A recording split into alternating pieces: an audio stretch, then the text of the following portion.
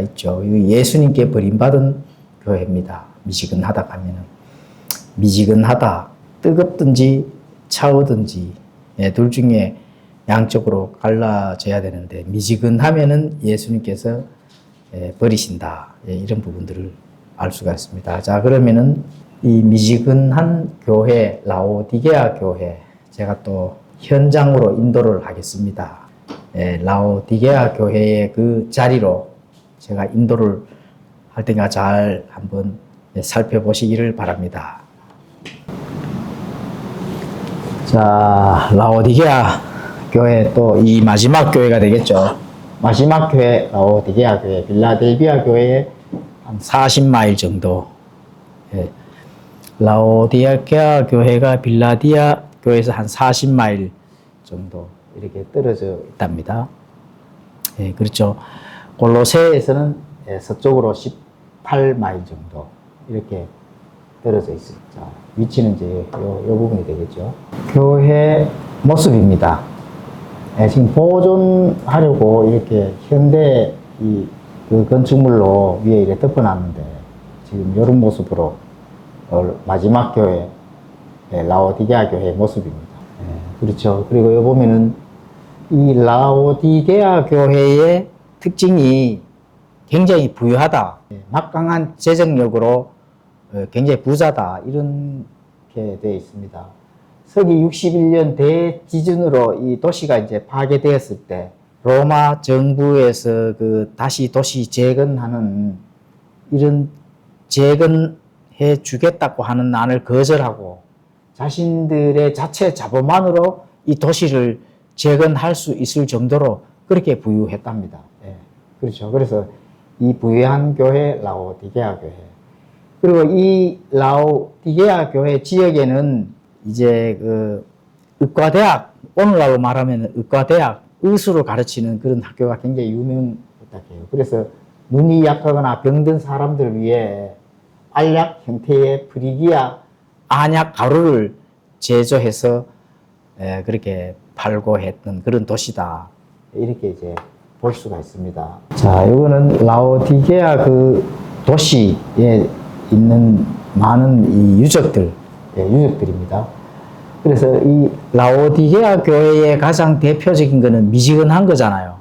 근데 이 미지근한 것을 만들어낸 근원지가 있습니다. 여기 보면은 이제 히에라폴리스라는 지역이 바로 이 뜨거운 물을 만들어내는 그 지역이었답니다. 그래서 이제 뜨거운 유황불, 온천수가 이렇게 나온대요. 그 온천수가 이렇게 사람들을 치료를 하고 또 사람들을 이렇게 이제 관광할 수 있는 그런 휴양 도시로 지금도 유명하답니다.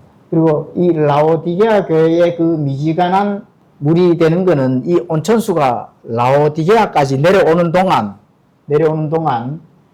이제 이 히에라폴리스의 뜨거운 온천수를 끌어다가 쓰는 동안에, 물이 내려오는 동안에 이게 식어서 미지근한 물을 항상 그 라오디게아 그 도시, 그 지역에 그 물을, 미지근한 물을 썼답니다. 그 위에는 온천수. 자, 도착해서 사용하는 물은 어떻게 돼요? 미지근한 물. 이렇게 되었답니다. 그리고 그 물이 뜨겁지도 아니하고 차지도 아니한 그런 아주 상태가 기분이 언짢은 그런 물을 지속적으로 사용을 했다고 이렇게 기록에 남겨져 있습니다. 자, 그러면 지금부터 이제 한번 잘 보이죠?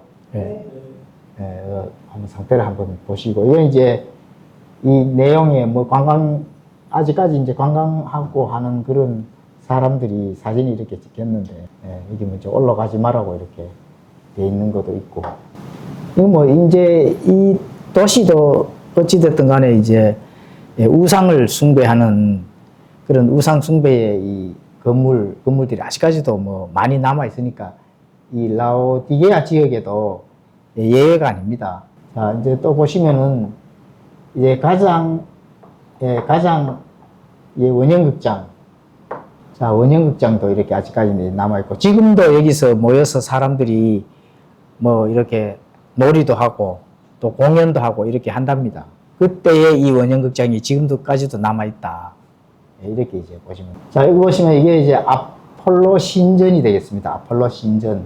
이 도시 전체가 뭐 모두 이 우상의 이 신전들이 많아가지고 또 뭐 제우스, 디오니소스, 헬리오스, 아테네, 아프로디테 이런 신전들 지금 뭐 이거는 뭐 아폴로 신전이니까 이런 신전들이 어마어마하게 지금 웅장한 모습으로 아직까지도 많이 부서져 있지만은 유적이 남아 있어서 관광지로 지금 많은 사람들이 가고 또 관광을 하는 소아시아 지역을 이제 알 수가 있습니다. 자, 이렇게.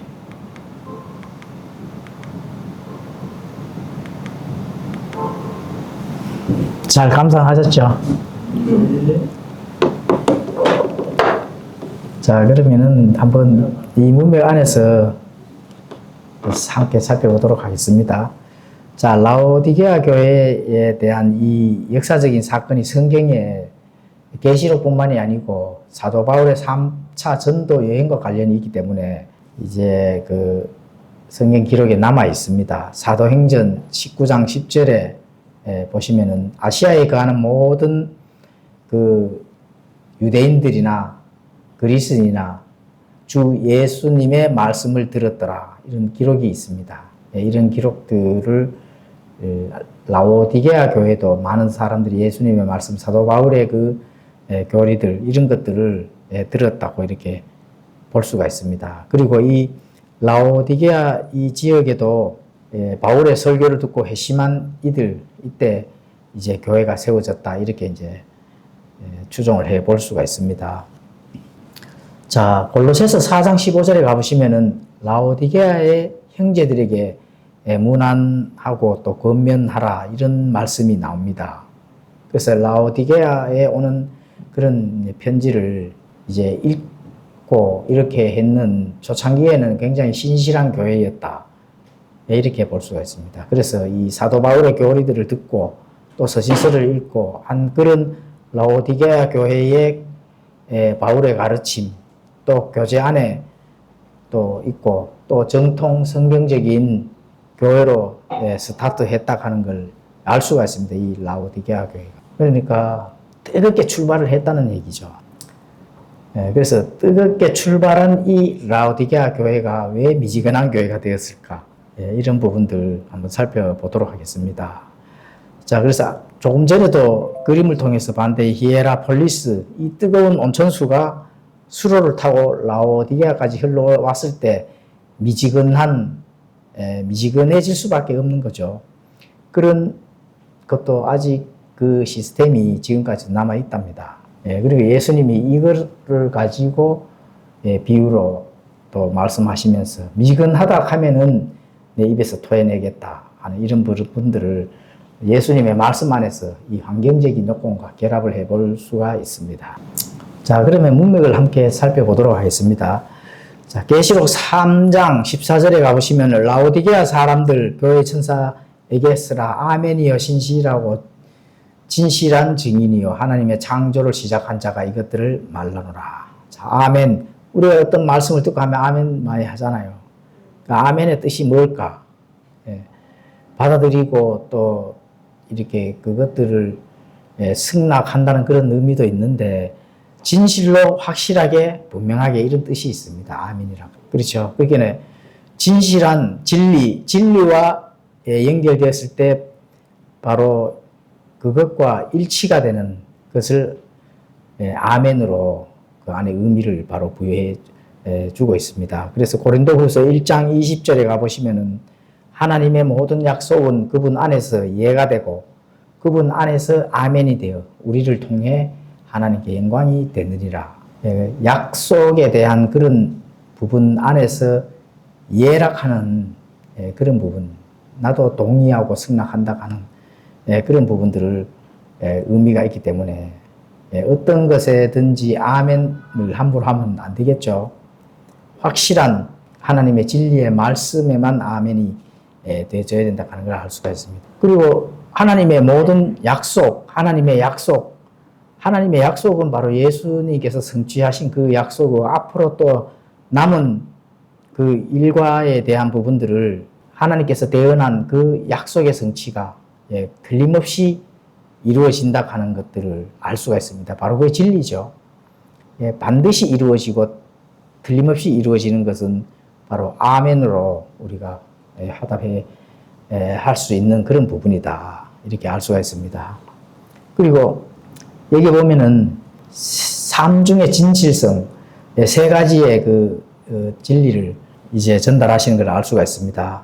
미지근한 이 라오디게아 교회를 통해서 아멘이요, 또 신실한 증인이요, 진실한 증인으로 이 세 가지로 나타내셨다. 이거는 절대적인 신뢰를 할 수 있는 예수님이 말씀하셨기 때문에 우리가 아멘으로 받아들일 수가 있고 또 그 아멘이 되는 겁니다. 자, 그러면 1장 20절에 보시게 되면 하나님의 창조를 시작하는 분 이렇게 되가 나오죠. 하나님의 창조를 시작하는 분. 하나님의 창조를 시작하신 분 누구예요? 예수님이 되겠습니다. 그래서 예수님은 창조주 하나님이라 하는 그런 부분들을 알 수가 있습니다. 자, 시작은 그리스도께서 죽은 자들 가운데서 먼저 나신 자, 새로운 창조가 되겠다는 거죠. 예수님께서 십자가 일들을 통해서 전과 후가 완전히 다르죠. 십자가를 통해서 그 다음은 사실 새로운 그런 약속의 그 경륜이 시작되기 때문에 다릅니다. 전과 후는 다르다.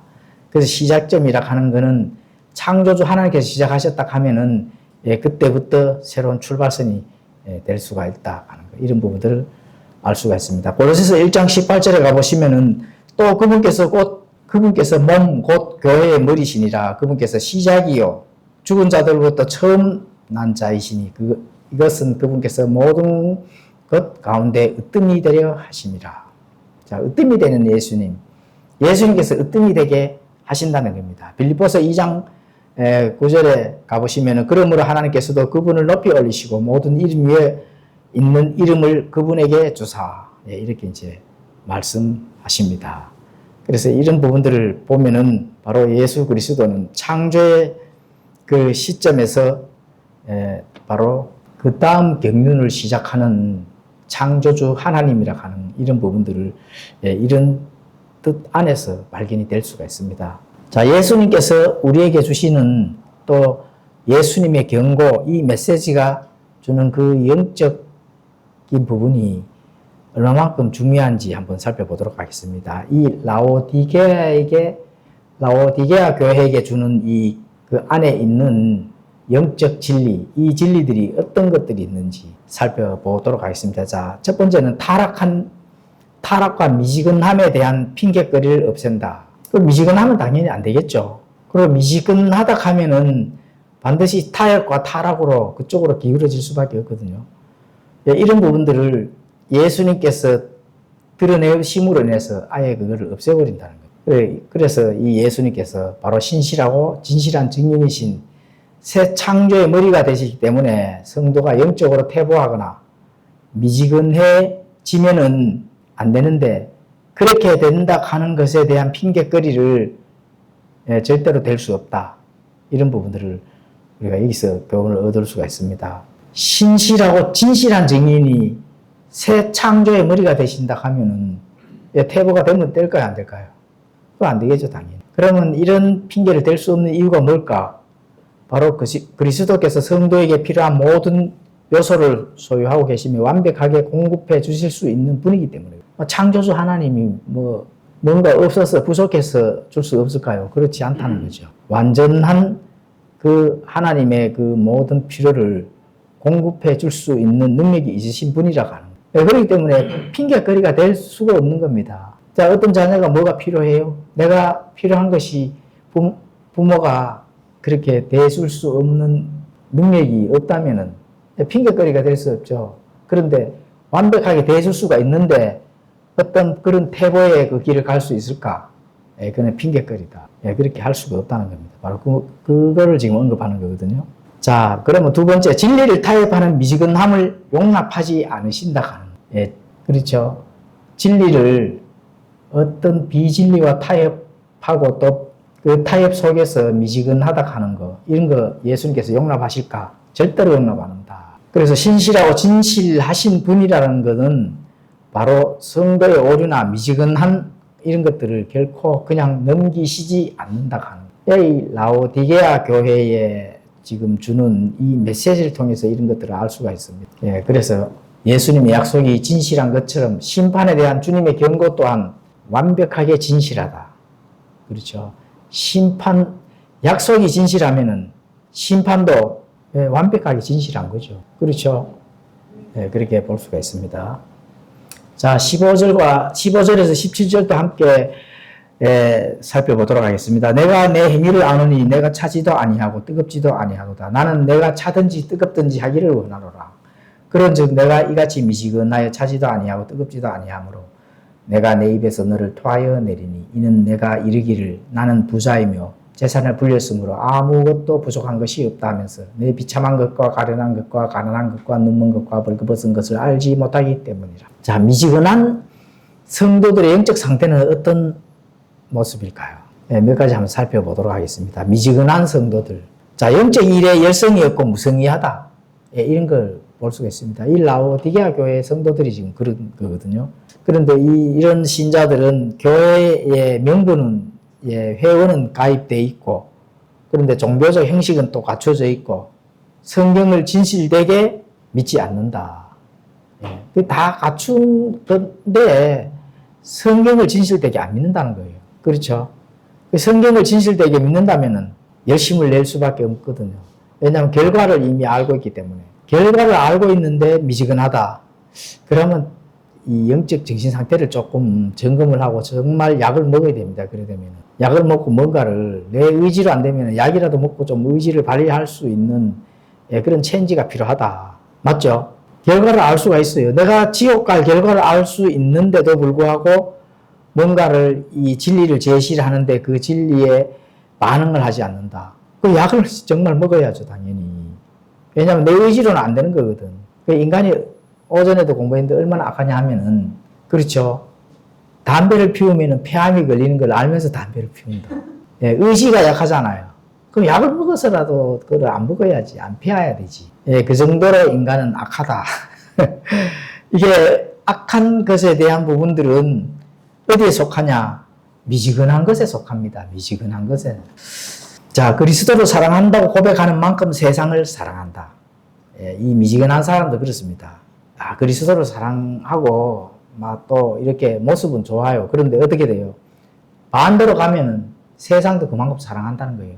그러니까 이거와 이거에 섞이니까 어떻게 돼요? 결국은 나타나는 것이 미지근하다. 이런 게 나타나. 그리고 이런 사람들은 성경을 깊이 파고 성경에 대한 열심히 있는 사람들을 배격합니다.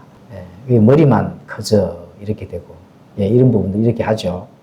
그런 사람들이 반드시 미지근한 그런 상태가 되는 겁니다. 자, 차가운 것이 미지근한 것보다 나을까요? 나쁠까요? 어떨까요? 차가운 것이 낫습니다. 차라리. 차든지 뜨겁든지 하라고 이렇게 예수님께서 말씀하시잖아요. 자, 차가운 불신앙이라 하면은 구원받지 못하잖아요. 그렇게 구원받지 못한 상태임을 설득하고 회개시킬 수가 있거든. 근데 미지근한 거는 자신이 하나님과의 바른 관계에 있다고 이미 착각을 하기 때문에, 착각 속에 있기 때문에 바로 회개하기가 불가능합니다. 어렵다는 거죠. 물론 회개될 수도 있겠지만 깨달을 수도 있는데 그 확률이 지극히 1%도 안 된다. 이렇게 보면 되거든요. 그래서 영적의 중립은 없다. 중간지대는 없다는 거예요. 하나님의 위치에 속해 있든지 아니면은 세상 바알 숭배에 속해 있든지 둘 중에 무조건 안 합니다. 그래서 이 미지근한 교회가 바로 거기에 속해져 있는 거거든요. 그런데 본인은 미지근하고 중립적인 걸로 알고 있는데 어디에 속해져 있을까요? 세상 위치에 속해져 있다. 이렇게 보면 됩니다. 자, 그래서 이 라오디게아 교회의 영적 상태는 바로 그 영적 기만에서 오는 거다. 기만, 영적 기만, 교만, 또 육신의 눈, 이 세 가지가 라오디게아 교회에 지금 완전하게 거기에 젖어 있다. 그러면 이 기만과 교만과 육신의 눈은 뭔가 라오디게아 교회에 속해져 있는 영적 상태를 보고 우리가 이 의의를 잠깐 한번 탐구를 해 보도록 하겠습니다. 자, 마음이 부패하고 미혹되는 거거든요. 일단은 기만, 교만, 육신은 이거는 마음이 부패한 것에서부터 온다. 예, 그렇죠. 예레미야 17장 9절에 가보시면은 마음은 모든 것보다 거짓되고 흑도로 사악하니 누가 그것을 알 수 있으리요. 이렇게 말씀합니다. 마음, 모든 것이 마음에서 온다는 거거든요. 자, 성경은 교만이 사람을 어떻게 속이는지 분명하게 말씀합니다. 오바댜 1장 3절에 가보시면은 내 마음의 교만이 너를 속였도다. 자, 내 마음의 교만이 속이게 된다 하는 걸, 속이는 것을 뭐라 하냐 하면은 기만이라고 하고. 예, 교만은 높아져 있는 거고, 기만은 속이는 거다. 그 자기 자신을 자기가 속이는 겁니다. 그게 기만이에요. 예. 그리고 갈라디아서 6장 3절에 가보시면 만일 어떤 사람이 아무것도 아니면서 스스로 무엇이나 되는 것으로 생각하면 그는 자기를 속이느니라. 이렇게 되거든요. 그러면 속이는 게 뭐라고요? 예, 기만이다. 예, 그렇게 이제 보면 됩니다. 교만은 자신이 실제 하나님 앞에서 어떤 상태인지 비참하고 가난하고 눈멀고 벌거벗은 상태, 뭐 이런 상태, 이거를 보지 못하게 눈을 가리고 또 부요하며 아무것도 부족한 것이 없다고 스스로 착각하게 만드는 거짓 영적 안대 역할을 합니다. 그렇게 수건이 가려졌다는 거죠. 그러니까 이 교만은 실제 하나님 앞에서 어떤 상태인지, 뭐 하나님이 뭐 루시퍼를 보면 알잖아요. 높아져 있는 것을 그냥 저 낮은 곳으로 쫓아내버리거든요. 자, 이 라오디게아 교회의 이 교만한 마음은 바로 부요하고 부족한 것이 없다. 이런 위치를 선정해서 거기에 있기 때문에 그렇습니다. 부요해. 그리고 나에게는 부족한 것이 없어.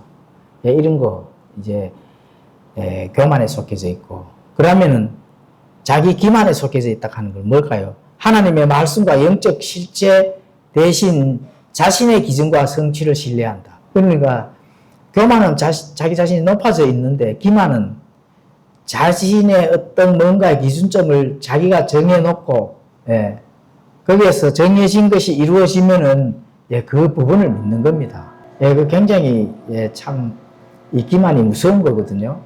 조심해야 되거든요. 그리고 자기가 영적으로 아주 높고 건강하다는 치명적인 착각에 빠져버린다는 겁니다. 이게 라오디게아 교회의 그 정신 상태예요. 그러니까 내가 뭔가, 그러니까 예를 들어가 이 기준을 정해놓고 라오디게아 교회가 거기에서 이렇게 성취가 이루어져 나가는 것일 때 그걸 기준으로 삼아버린다는 거거든요. 그렇게 되면은 굉장히 위험한 그런 것에 빠질 수가 있다. 그래서 이 영적 자기 기만이 교만보다 사실 더 위험합니다. 왜냐하면은 교만은 내가 현재 높아져 있는 상태를 바깥에서 이렇게 볼 수가 있거든요. 볼 수가 있고 자신의 이 영적 상태를 가지고 교만이라고 하거든요. 정신적 상태, 또 생각하는 상태, 이런 상태를 가지고 교만이라고 하는데, 기만은 그럼 뭘까요? 그래서 자기 기만은 다시 말하면은 이 소경이 쓰는 안경 있죠. 새카만 안경. 그런 안경을 쓰고 있는 거예요. 안 돼. 뭔가를 쓰고 있기 때문에 본인도 자기 자신을 속이고 있다고 하는 거예요. 이게 굉장히 참 무서운 일이거든요. 자, 그래서 교만은 자기 자신이 남보다 낫다고 생각하거나 하나님 없이도 살 수 있다고 착각하는 영적 질병인데, 그렇죠? 그러면 자기 기만은 자신이 병에 걸려 있다는 사실 자체를 완전히 감추어버리는 영적 마취제 역할을 하고 있다. 그게 바로 안 되거든요. 안 돼. 그리고 이런 자기 기만을 가지고 있는 사람들은 거울을 보고도 자기 자신의 상태를 점검하는 것이 아니고 누구를 점검해요? 딴 사람을 떠올립니다. 예를 들어 교회 안에서 하나님의 말씀이, 강력한 말씀이 선포될 때, 이럴 때 이제 자기 교만과 기만은 이렇게 갈라서게 됩니다. 자, 그러면은 교만한 사람은 양심의 가책을 느낄 수도 있어요. 높아져 있다. 내가 지금 이런 상태에 가지고 있는 걸 보고 내에게 전달하는 말씀일 수도 있겠다. 이런 가능성이 조금이라도 있습니다. 그렇죠. 그리고 마음이 딱딱한 이런 것은 있어도 자기한테 뭔가의 말씀으로 지적한다는 걸 인정을 해요. 이게 가능하다는 거예요. 그리고 자기 기만에 빠진 사람은 자신의 경고하는 하나님의 말씀을 옆에 앉은 김 집사는 꼭 들어야 해. 이런 생각을 가진다는 겁니다. 예. 아, 저 집사가 이 말씀을 들어야 되는데, 예, 이렇게 되는 거거든. 이거 진짜 무서운 얘기입니다. 예.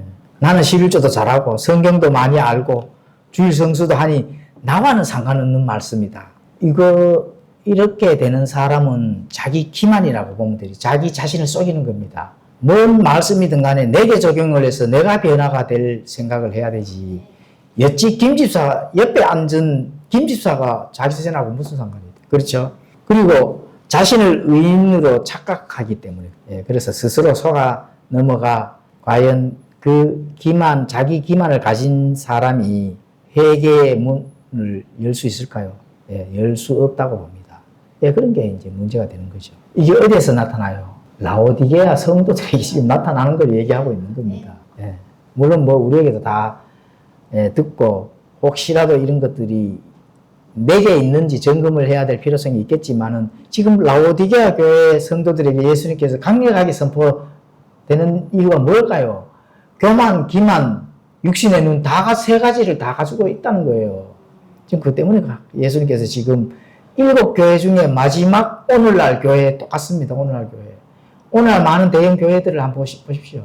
미디어가 발달하니까 어떤 뉴스든지 다 듣고 있잖아요, 우리. 그렇죠?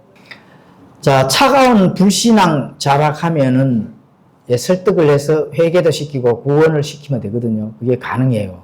그리고 죄를 깨닫는 그런 시기가 오면 회개로 돌아설 수 있는 가능성이 있다는 겁니다. 그래서 차갑든지 뜨겁든지 둘 중에 하나면 그거는 가능성이라도 있다고 지금 예수님께서 말씀하시는 거거든요. 근데 자기 기만에 빠진 미지근한 자는 어떻게 될까요? 바로 라오디게아 이 교인들, 신자들. 자, 종교적 의식에 참석하고 교리적 지식을 가지고 있고 교회 봉사도 합니다. 그리고 또 그렇게 하면은 나는 하나님과 바른 관계에 있다고 굳게 믿고 착각을 하게 되는 거죠. 예, 그런 자들이 정말 미지근하고 무섭습니다. 예. 그런데 그런 자들이 또 신실하게 외부로서 무조건 그렇게 판단을 할 수는 없는 일인데, 근데 내적 상태를 당연히 봐야 되겠죠. 내적 상태는 뭘까요? 세상과 재물로 가득 차 있으면서도 자신에게는 아무런 문제가 없다.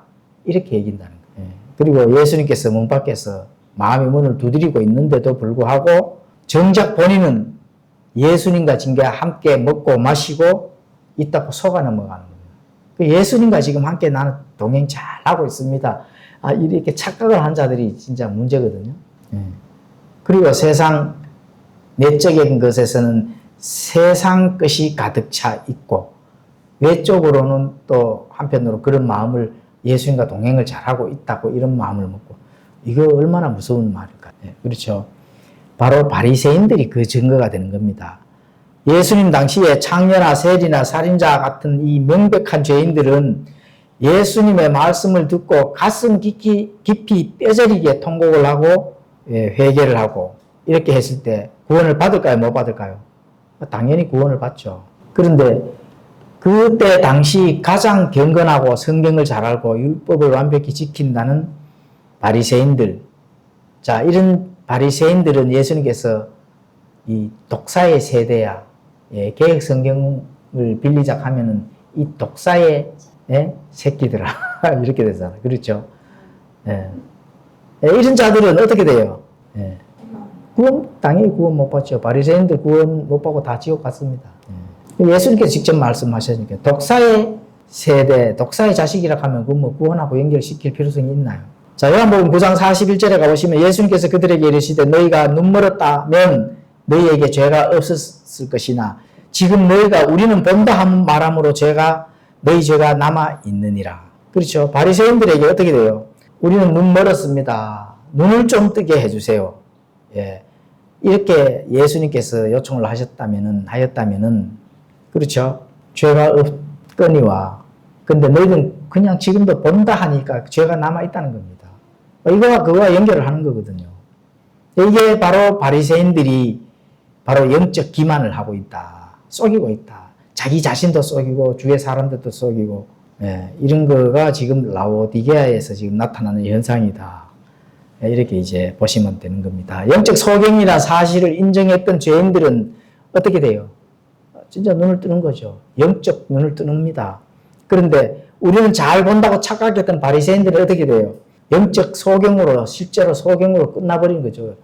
영적 소경으로 끝나버린다 하면 그거는 뭐 예수님하고 상관이 없는 이 교도들 브로스로 갈 수밖에 없는 이 교도들이라는 겁니다. 그래서 예수님께서는 바로 그런 자들을 지금 매우 지금 책망을 하고 계신다는 겁니다. 자, 그들은 벌거벗었다. 라오디게아 이 교회 성도들은 벌거벗은 자들이거든요. 벌거벗었다 하면 구원 당연히 못 받은 거죠. 그리스도의 의로 옷을 입지 못했기 때문에 벌거벗었다 하는 그 말씀을 하는 겁니다. 그래서 누더기 같은 인간의 의, 죄인이 스스로 가진 그 어떤 인간적인 의나 행위도 하나님 앞에서는 어떻게 돼요? 무용지물이죠. 더러운 누더기에 불과하다는 거예요. 그 하나님 보시기엔 더러운 누더기, 세상 눈으로 볼 때는 엄청난 메이크를 입고 있겠죠. 그렇죠. 근데 하나님의 눈에서는 벌거벗은 이제 그 몸뚱아리만 보이는, 그렇죠. 그렇게 그 몸뚱아리조차도 더러운 누더기다. 자, 더러운 누더기는 이사야서 14장 6절에 가보시면 그렇게 기록을 하고 있습니다. 자, 미혹을 이기는 길. 자, 이런 미혹에서 우리가 이길 수 있는 길은 뭘까요? 뭐 당연히 하나님 말씀 안에 거하면 되는 겁니다. 그리고 모든 것을 성경이 가르치는 대로 순종을 하는 것이 그게 중요한 거거든요. 그래서 육신의 눈으로 바라보면은 절대로 안 된다 하는 이런 부분도 계속 지금 말씀합니다. 자, 육신의 눈으로 바라본다 하면 바로 자랑이 나오겠죠, 당연히. 이 자랑이 뭘까요? 라오디게아 교회가 지금 그렇게 한다는 겁니다. 내가 이르기를 나는 부자며 재산을 불렸으므로 아무것도 부족한 것이 없다. 이렇게 지금 자랑하잖아요. 그렇죠? 육신의 눈으로 바라보는 거거든요. 그런데 예수님께서는 바로 어떻게 결정타를 날려줍니까? 예수님은 내 비참한 것, 가련한 것, 가난한 것, 눈먼 것, 벌거벗은 것을 알지 못하고 있다. 이렇게 지금 말씀. 바로 경고를 하시는 거거든요. 그래서 이런 자들은 부자라 하지만 뭐가 어떻게 될까요? 바로 영적 빈곤 상태에 놓여 있는 겁니다. 세상의 모든 욕망을 돈으로 살 수 있는 부유한 자라 할지라도 하나님 앞에서는 영적 거지에 불과할 수밖에 없다 하는 거. 이런 거 분명히 알고 있어야 됩니다. 그럼 이런 자들은 자, 구원을 못 받았으면 당연히 뭐 브로스로 가는데 그나마 또 구원을 받은 자라면 어떻게 될까요? 구원을 받은 자라 하면은 그 다음 하나님의 경륜의 약속, 그 하나님의 왕국에서는 어떻게 될까요? 가난하고 궁핍한 삶이 될 것이다. 이게 분명합니다. 세상의 재물, 이런 재물은 단 1센트도 하나님과 함께 살 때 가져갈 수가 없거든요. 그렇게 또 재물로 구원을 살 수도 없고, 이런 부분들을 지금 예수님께서 라오디게아 교회를 통해서 지금 전달하고 있습니다. 그럼 어떤 것으로 될까요? 오직 예수 그리스도 피로 될 뿐이다. 베드로전서 1장 19절에 보면 그렇게 기록이 되어 있고, 이 모든 것들이 값없이 주시는 은혜입니다. 이사야서 55장 1절에 가보시면은 오 목마른 모든 자야 너희는 물들러 오라. 돈 없는 자도 오라. 너희는 와서 사먹되 참으로 와서 돈도 내지 말고 값도 치르지 말며 포도즙과 젖을 사라. 그렇죠. 값없이 주는 은혜가 되겠습니다. 자, 그러면 오늘날 기독교계에 재현된 라오디게아의 모습과 한번 우리가 연결해서 살펴보겠습니다. 자, 라오디게아 교회와 오늘날 현대 신앙을 지키는 교회들, 이런 교회들. 자, 오늘 수많은 교회들이 엄청난 숫자를 가지고 있죠. 대형 교회에서는 많이 모입니다. 그리고 엄청난 화려한 또 건물도 소유하고 있고, 또 막대한 재정을 자랑합니다. 교회가 교회 이 대형 교회 목사님들 은퇴하면은 또 한몫 챙겨 나가잖아요. 그렇죠. 또 그렇게 잘 크고 또 이 숫자도 많고 부유한 교회들이 할 수 있는 것은 뭘까요? 여러 가지 또 사회 활동도 또 많이 합니다. 예, 뭐 기후 변화 또 구제 이런데 수십억 달러를 또 씁니다. 이렇게 쓸 때 어떻게 될까요? 그렇게 쓰기 때문에 그것이 바로 의로 넘어가서 어떻게 될까요? 착각에 빠질 수가 있다고 하는 거예요. 야, 우리 교회는 이런 일 많이 해. 구제도 많이 하고 선교도 많이 하고 선교도 많이 하기 전에 구원부터 받아야 됩니다. 자기 자신들이 구원 받았는지 안 받았는지 착각 속에 빠져 있는 건지 점검도 안 하고 선교 많이 하면 뭐 할까요? 그때 돼요, 안 돼요? 그거 안 되는 거죠. 자, 믿음의 말씀 운동이라 하는 이 운동이 있습니다. 이 뭐냐면 번영신학입니다. 오늘날 라오디게아 교회의 그 영적 이 미지근한 것들이 오늘날 어떤 현상을 나타나느냐를 지금 보고 있는데, 자, 두 번째는 번영신학. 자, 은사주의 운동. 은사주의 운동이 이렇게 주장하는 그 핵심, 자기들이 주장하는 그 단어가 바로 믿음의 말씀이다. 믿음의 말씀. 믿음의 말씀을 가지고 운동을 해야 된다. 이렇게 합니다. 자, 이런 자들은 바로 예수님은 믿는 자들이 재정적으로 풍요롭게 하기를 원하지만은, 자, 믿음은 내가 원하는 세계를 만들어내는 창조적인 힘이다. 이렇게 가르칩니다. 그러니까 믿음을 하나님의 말씀에 대한 부분들을 정확한 복음으로 나타내서 가르치는 것이 아니라 내가 원하는 세계를 만들어낸다. 그러니까 유토피아를 사람이 만들어야 된다. 그게 바로 창조의 힘이다. 이렇게 가르칩니다. 이게 바로 번영신학에서 가르치는 그 믿음의 말씀 운동 내용입니다. 그래서 예수님도 부자였다. 이렇게 가르칩니다. 예. 그래서 부자니까 모든 재정적 풍요롭기를 여러분들도 예수님께서 그렇게 되기를 원하신다. 이렇게 가르친다는 거예요. 예. 이게 바로 케네스 헤이긴의 그 소책자, 하나님께 자신만의 티켓을 끊는 법, 이런 식으로 책 보면은 그런 공식이 그렇게 돼가 나옵니다. 말하라, 행하라, 받으라, 전하라. 이렇게 인간의 욕망을 채워주는 도구로 이 신학을 가지고 와서 그렇게 한다는 겁니다. 이게 바로 번영신학이다. 그리고 이제 그 다음 현대교회에 나타나는 현상이 신복음주의, 바로 세속화된 그런 교회가 되겠습니다. 성경의 무호성, 보수 이런 부분들을 진리를 지키려는 근본주의와 또 자유주의의 어떤 신학적인 논쟁이 있었거든요. 이래서 이런 1940년대 말에서 50년대에 왔을 때 헤롤드 오켄과 빌리 그레햄 이런 지도자들이 중심이 되어서 새로운 운동을 일으켰는데 이를 바로 신복음주의라고 이렇게 부릅니다. 그래서 오늘날 뭐 이걸 또 줄여서 복음주의. 복음이라고 하는 거 좋은 말인데, 그죠? 좋은 말인데, 이런 신복음주의, 이런 것들을 세상과 타협하는 자들이 나타남으로 해서 완전히 이 의의가 굉장히 안 좋은 걸로 지금 되어버렸다는 겁니다. 그 세상적 영향력, 거대한 자기들의 세를 과시하기 위해 또 가톨릭이나 자유주의 신학자, 종교다원주의들, 이런 것들로 연합을 하고 대중 집회를 열고 손을 잡았다. 이게 신복음주의입니다. 이게 빌리 그레햄이 대표가 되겠죠. 또 가톨릭 신부와 자유주의 교단 지도자들이 함께 이렇게 무대를 선 WCC, 그 사진 한번 보셨죠? 그런 WCC, 뭐 가톨릭 신부들과 개신교 그 목사들 또는 학자들이 함께 사진 찍은 거 뭐 흔하게 많이 돌아다닙니다. 그 세상적 성공을 축복으로 위장하는 그런 신령주의를 가르친다. 이렇게 이제 보시면 되고. 자, 이런 자들이 가르치는 그 안에 내면의 내용은 뭘까요? 결과만 좋으면 수단은 상관없다.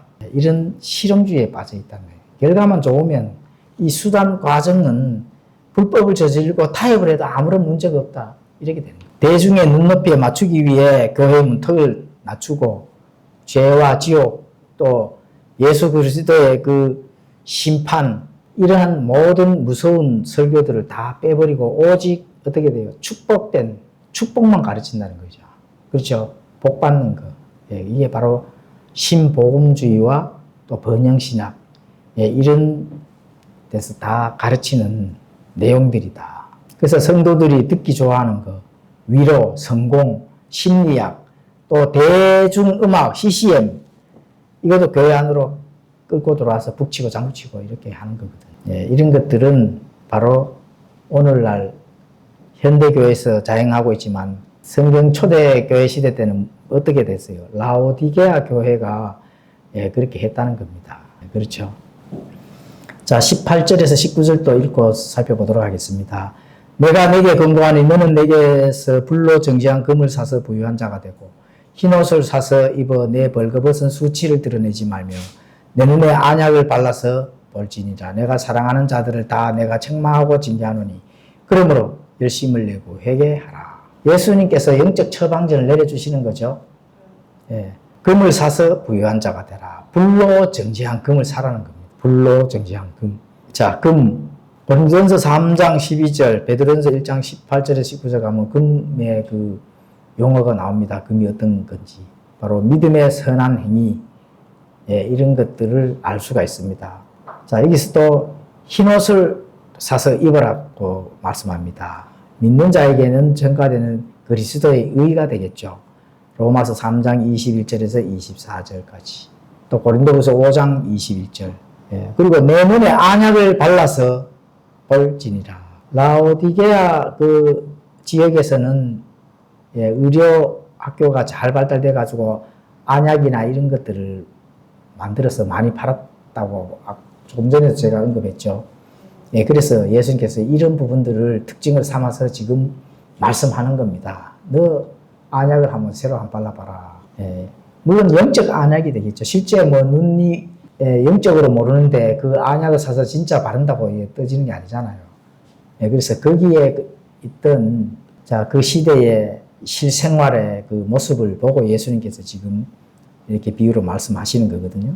그리고 이 안약은 요한 1서 2장 27절에 가보시면은 기름 부음 받은 성도가 하나님의 일을 깨닫고 영적으로 모든 것을 바르게 판단할 수 있도록 해주는 그런 부분들로 적용을 해도 좋습니다. 이 안약이. 이 바르면은 눈이 떨어지잖아요. 영적 눈을 깨야 되거든. 영적 눈이 바로 떨어져야 하나님 말씀을 읽고 듣고 깨달을 수가 있기 때문에 그렇습니다. 그래서 이 라오디게아는 당대 최고의 눈 안약인 프리기아 가루로 만든 안과용 안약으로 유명했다. 전 세계적으로 뭐 수출 정도 했겠죠.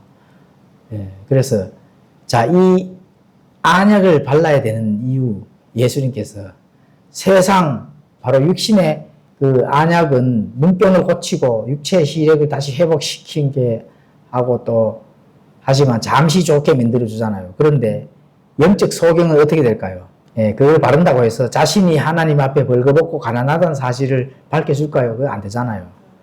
그렇죠.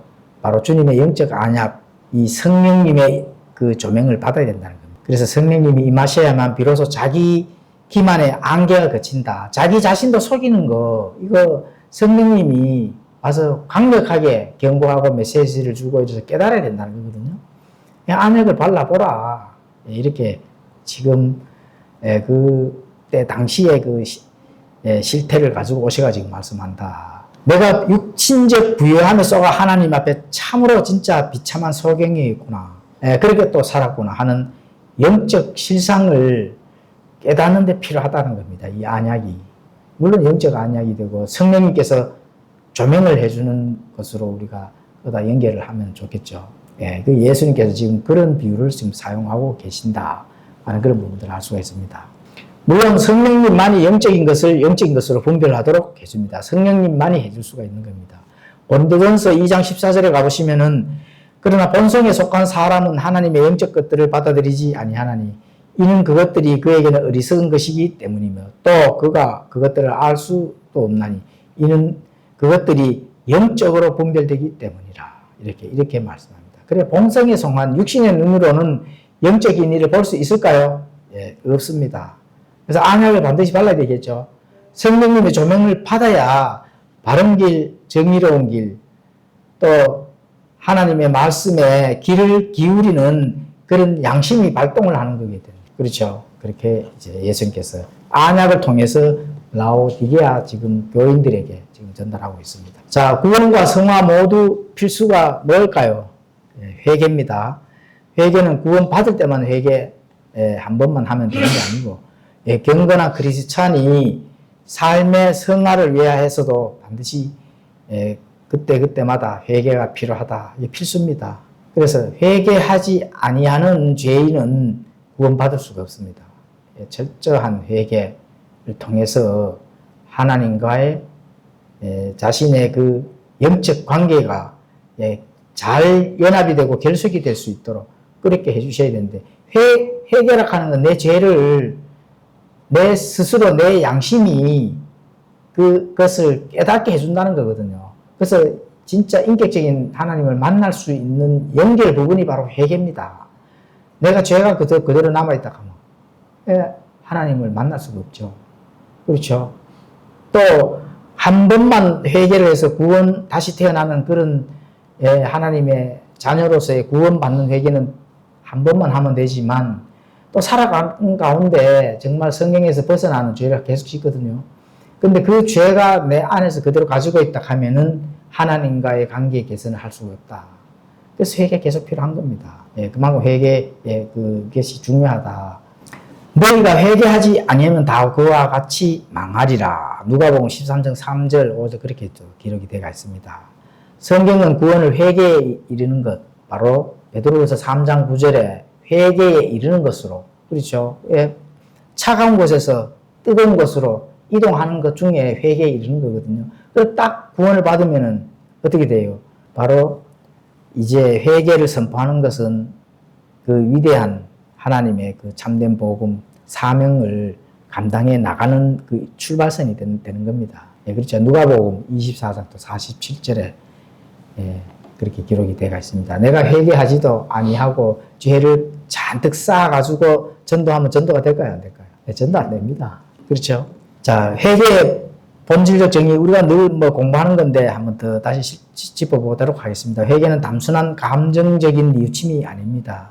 그는 후회가 되겠죠. 죄에 대해 내 마음, 생각을 바꾸고 또 죄에 대해서 하나님 앞에 내가 이 죄에 대한 부분들을 하나님 앞에 드리고 고백하고, 그렇죠. 내 삶을 하나님께 완전히 돌이켜서 순종하는 것, 그게 실행에 옮기는 것까지 회개가 된다는 겁니다. 그 방향을 완전히 돌려 반대 방향으로 가는 것이 회개다. 이렇게 이제 보면 되는 겁니다. 그러면 라오디게아 교회는 회개가 필요할까요? 안 할까요? 회개가 엄청나게 필요하죠. 그래서 예수님께서 지금 경고의 이 메시지를 하고 있는 거거든요. 자신의 상태에 대한 하나님의 말씀을 인정해야 된다는 겁니다. 비참하고 가난하고 눈멀고 벌거벗은 상태임을 정직하게 어떻게 돼요? 인정을 해야 되는 거죠. 라오디게아 교회가 인정을 했을까요? 인정을 안 했기 때문에 나오는 겁니다.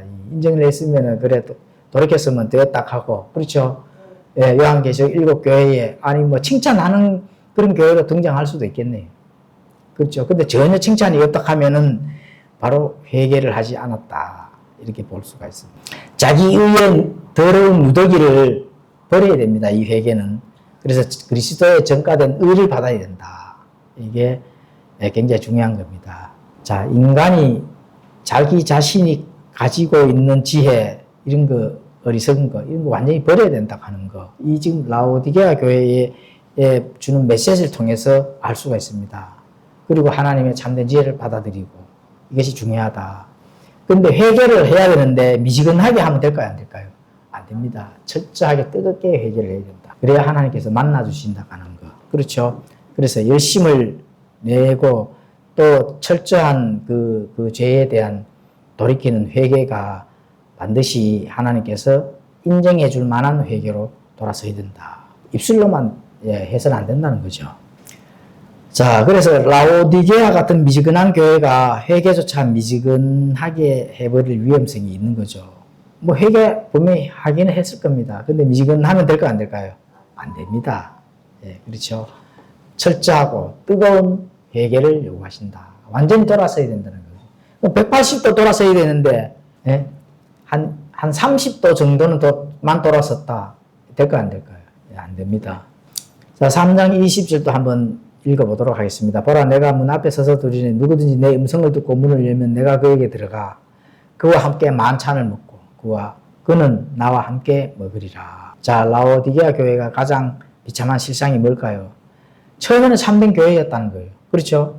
라오디게아 교회가 예수님을 문 밖에 세워두고 계속 기다리게 하신다. 이거 참 문제가 되는 거거든요. 그런데 예수님의 그 메시지, 예수님의 말씀을 듣고 문을 열면은 예수님과 당연히 교제가 가능한데 예수님 문 밖에 세워놓고 그냥 가만히 있는 겁니다. 회개를 안 하니까 그런 거거든요. 그래서 예수님께서는 그렇게 하더라도 계속 은혜를 베푸고 계신다. 그리고 너희가 반역하고 죄를 짓지만 온유하게 문을 지금 두드리고 계신다 하는 거. 라오디게아 교회에게 지금 이렇게 경고의 메시지도 은혜의 메시지입니다. 그렇죠? 그런 예수님의 열정이거든요. 한 사람이 더 잃어버리지 않기 위해서 이 세상에 하나님의 참된 복음의 말씀을 잘 전달해서 예수님과 함께 만남의 그 교제를 하기 위해서 지금 기회를 주는데도 어떻게 될까요? 문을 열지 않는다고 하는 게 그게 이제 문제가 되겠죠. 그래서 디모데전서 2장 4절에 가보시면은 한 사람이라도 잃어버리지 않고 구원받기를 원하신다. 이렇게 이제 볼 수가 있습니다. 내가 그에게 들어가 그와 함께 만찬을 먹고 그는 나와 함께 먹으리라. 자, 구원은 지옥을 단순히 지옥만 피해서 되는 것이 아닙니다. 구원은 내가 하나님의 자녀로서 출발을 해서 예수님을 만나는 하나님 왕국의 그때까지 구원의 여정을 가는 겁니다. 그렇죠? 구원 받았으면 그때부터 여정을 잘 삶의 여정, 신앙의 여정을 가야 되는 거예요. 단순히 지옥만 피한다고 해서 되는 것이 아니다. 그래서 그렇다면 그리스도와 개인적이고 친밀한 생명의 관계를 맺어야 되는 게 중요하다. 영생은 이것이다 하는 거 우리가 항상 배우잖아요. 이 땅에서부터 하나님의 그 신분의 자녀, 하나님의 그 주시는 그 영적 생명들이 이 땅에서부터 누리면서 살아야 되는 것이 하나님이 명령하시는 그 말씀이거든요. 그래서 그분의 몸에가 지체가 되어서 영원한 생명을 누리고 나누는 것이 바로 하나님께서 원하시는 길이다. 그 에베소서 5장 30절에 가보시면 그렇게 기록이 되어 있습니다. 예수님은 강제로 문을 열고 강제로 할까? 절대로 그렇게 하시지 않는다는 거. 이거 굉장히 중요합니다. 칼빈주의처럼 무조건 성도를 견인해 가지시 않는다. 그렇죠? 자, 잘못된 용어 사용에 대해서 또 설명을 드리겠습니다. 현대 요즘 복음주의, 현대 이 번영신학 이런 데서 가르치는 거 조심해야 되는 게 있습니다. 전도 현장에서 또 이렇게 흔히 또 사용하고 교회에서도 그렇게 사용합니다. 예수님을 당신의 마음에 받아들이세요. 초청하세요.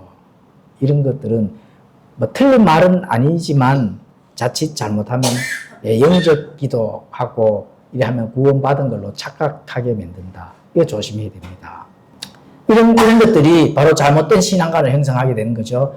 죄에 대한 깨달음, 하나님의 심판, 그리스도의 피 흘림, 회개 이런 설명 없이 감정적으로 예수님을 영접하라, 뭐 마음에 모셔라 이렇게 가르치면 될까 안 될까? 안 된다는 거예요. 가짜 신자만 양산해낸다. 가짜 신자. 가짜 신자가 많을수록 사회가 이게 문제가 됩니다. 사회가 어떻게 돼요? 타협의 길로 가는 게 눈에 보이는 겁니다. 오늘날 그렇잖아요. 가짜 신자들이 얼마나 많습니까? 교회 가서 뭐 세례만 받으면 다 구원받은 줄 알고 유아 세례 받으면 어릴 때부터 다 구원받은 줄 알고 착각하고 있잖아요. 어머님 모태 신앙이면은 당연하게 천국 가는 걸로 착각하고 있잖아요. 천만의 말씀입니다. 나중에 죽어서 지옥의 불맛을 브로스의 맛을 볼 때 그때는 이미 늦습니다. 정신 차리고 참된 복음의 그 메시지에 귀를 기울여야 된다 하는 거 이게 중요한 겁니다. 자, 참된 구원의 5가지 정의에 대해서 설명드리도록 하겠습니다. 신약 성경에 기록된 진짜 성경적 구원, 뭐 영접 기도해서 구원받았네, 모태 신앙 어머니 뱃속에서 구원받았으니 당연히 천국 갔네, 유아세례 받았으니 천국 갔네, 주일 성수하니까 천국 간다. 이거 전부 다 가짜입니다. 그리고 또 뭐 성만찬 하면은 오늘 또 만찬 한번 했으니 천국 행으로 나는 간다.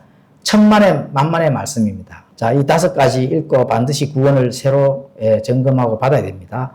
사도행전 20장 21절에 가보자 하나님을 향한 회개가 있어야 됩니다. 우리 주 예수 그리스도를 향한 믿음, 회개와 믿음이 같이 동전의 양면처럼 있어줘야만 당연히 구원을 받는 겁니다. 로마서 10장 9절 하나님께서 예수님을 죽은 자 가운데 살리는 것을 마음으로 믿고 입으로 시인도 하고 또 이것도 필요한 겁니다.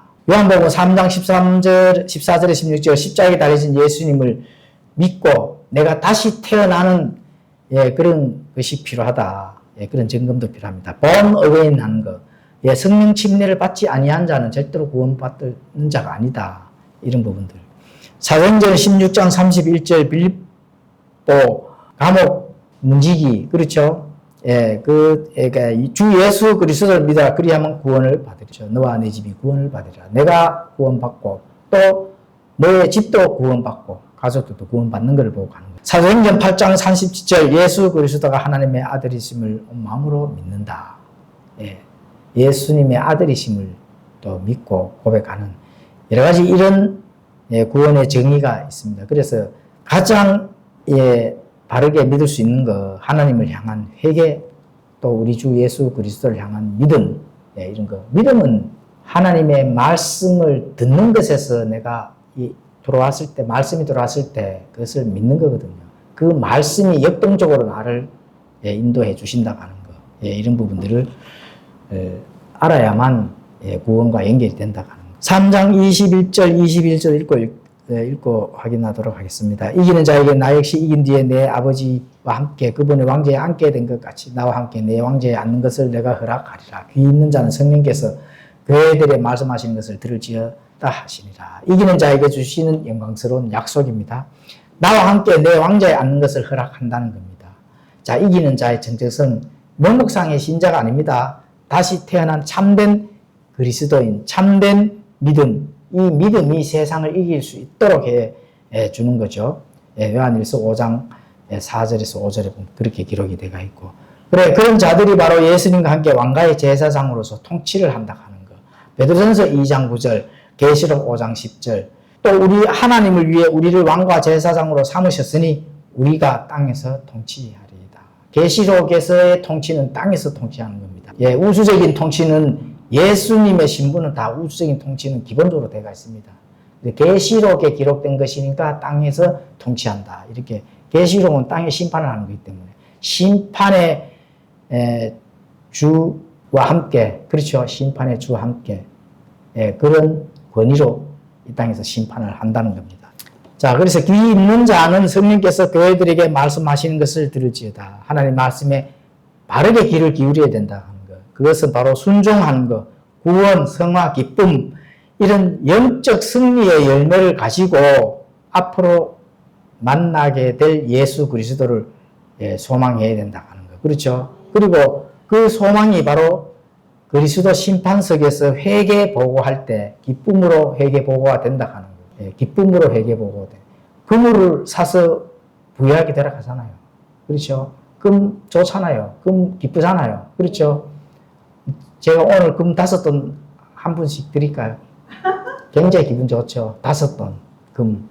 금은 좋은 겁니다. 그런데 그 금이 정제된 금으로 해야 된다. 정제된 금. 말씀이라는 겁니다. 말씀. 그렇죠. 그럴 때 그 금의 그 회개 보고가 예수님과 함께 그리스도 심판석에서 기쁨으로 회개 보고가 될 수 있도록 그런 신앙의 여정을 가야 될 필요성이 있다. 이렇게 보는 겁니다. 기도하고 마치겠습니다.